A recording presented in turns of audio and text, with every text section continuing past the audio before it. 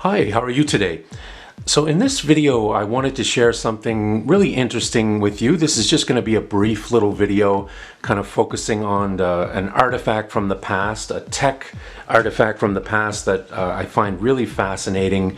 And these are some reels of blank tape. Well, they're not blank anymore. I did record some stuff on them way back in the day. But I wanted to share these with you. First of all, as you can see, they were both sold by Radio Shack. But there's an interesting story to this. Back in kind of like the mid 90s, around 93, 94, I was really into reel-to-reel tape recorders. But I found at the time it was really hard to find blank reels of tape. Even my local Radio Shack really wasn't carrying blank reels of tape anymore. But somehow I found out that Radio Shack, or Tandy, the company that owned Radio Shack, they were still selling reels of tape, blank reels of tape, but they just weren't available at my local store. So keep in mind, in the mid-90s, this was before the internet. People weren't really doing online shopping yet. So I somehow got the mailing address for the head office of Radio Shack. I believe they used to be located in Fort Worth, Texas. And I remember writing a letter to them saying, hi, I really want to buy some blank reels of tape, 7-inch reels of tape. Do you have any? Can you sell some to me?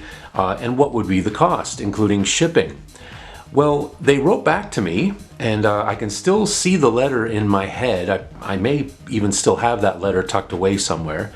But I remember the person wrote back to me and said, yes, we sell reels of tape. We can ship them to you, and it would be this much, including shipping. Now, what did I pay for these brand new reels of recording tape? I honestly don't remember the exact price. But if I had to estimate, I think it was somewhere around $12 each at that time.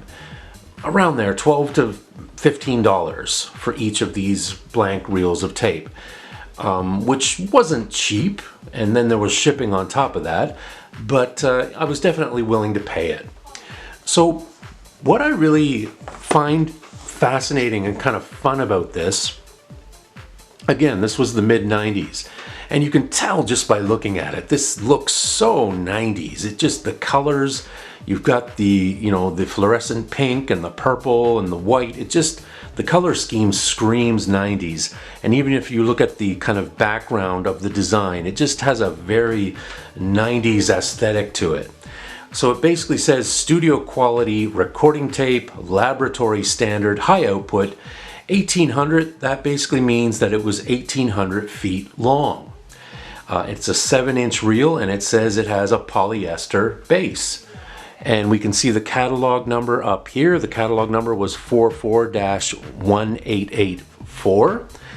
And just to show you what it looks like here on the back, and this was sort of very typical for reels of tape at the time. You would have this chart on the back where you could write down the titles of your songs, and you could put in the date and all of that information. These are some songs that I had written. I was doing most of my recording at that time on a cassette 4-track. But what I would do when it was time to do mix down, I would mix from the cassette 4-track to a reel-to-reel. And I've mentioned before the two main reel-to-reels that I used at the time. I had a Roberts reel-to-reel, which I've done a video for, and I'll share a link to that at the end of this video. And I also had a simple little Sears 2-track, and I would sometimes do mix down to that Sears 2-track as well. But it basically tells you how much time you can get. There was like a chart, and it said, okay, if you have an 1800-foot tape, and you play it at this speed, this is how many minutes you're gonna get. So basically, it's saying for this 1800-foot reel of tape, if you ran it at 7.5 inches per second, which is the typical speed that I would use, and as a side note to that, if you're not familiar with reel-to-reel decks, there was usually adjustable speed, and usually the faster the speed, the better fidelity you would get and the better sound quality you would get. Some people didn't care about sound quality, so they would just run it at the lower speeds, like 1 7/8 inches per second, and they'd get more length out of the reel of tape. But if you wanted sound quality, especially if you were a home musician like me, you'd go for the faster speed. And what it's saying is that an 1800-foot reel of tape at that speed, you're going to get about 48 minutes per side. So roughly the same amount of recording time as a 90-minute blank cassette. And here, actually, I noticed down here at the bottom, it says, custom manufactured in the USA for Radio Shack, a division of Tandy Corporation, Fort Worth, Texas. And there's the UPC code.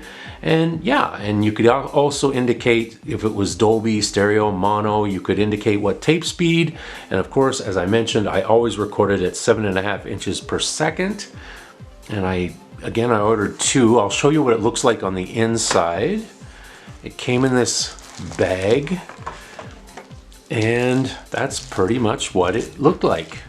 A typical 7-inch reel of tape, just a plain transparent reel. And yeah, and again, I was quite an enthusiast for recording tapes back in that day, reels of recording tape, and I still am a reel-to-reel enthusiast. I only own one machine right now. It's a 3M, a little mono recorder. But I'm sure if I ever stumbled across a really good quality, even if it was just a simple little 2-track, I'd love to pick one up again. I haven't really looked online, but I'm sure that there are places online where you could probably find one. I'm sure there's even some locally that people are willing to part with that you could probably buy used for a decent price. On that topic, the one thing I have noticed about reel-to-reel tape recorders, as I'm sure many of you know, if you find a used one and it still works, that's great, but that's never a given. And I find that a lot of the old reel-to-reel decks, when they reach a certain age, a lot of the parts really start to go. A lot of the rubber, the belts, and the pinch rollers, and all the different little pieces that are inside. These machines were quite bulky and quite heavy, and if you crack them open, there was a lot going on. There was a lot of circuitry and a lot of electronics within these things, and that's why they were so bulky and heavy. And a lot of those parts with age, it goes without saying that after time they just start to go.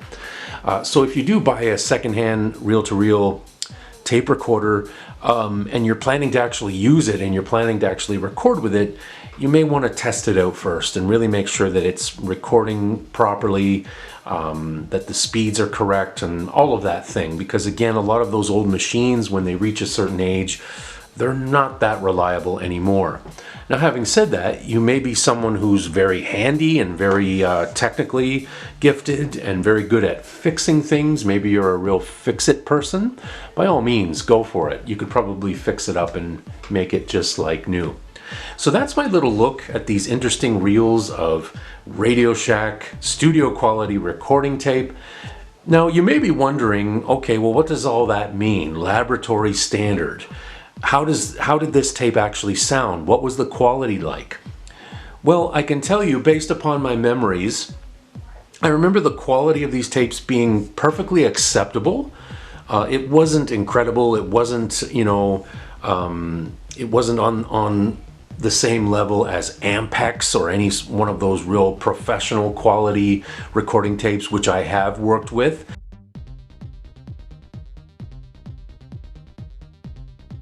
It wasn't on that level, but I remember it being perfectly acceptable. I remember it gave decent results, clear, clean results, and pretty much anything I recorded to this tape, it sounded fine, and it had a very good sound to it. I think probably very much like a Chrome cassette.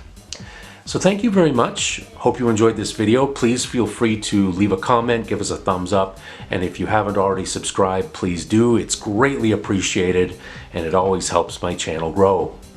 Thank you very much. We'll see you again next time. Take care. Bye-bye.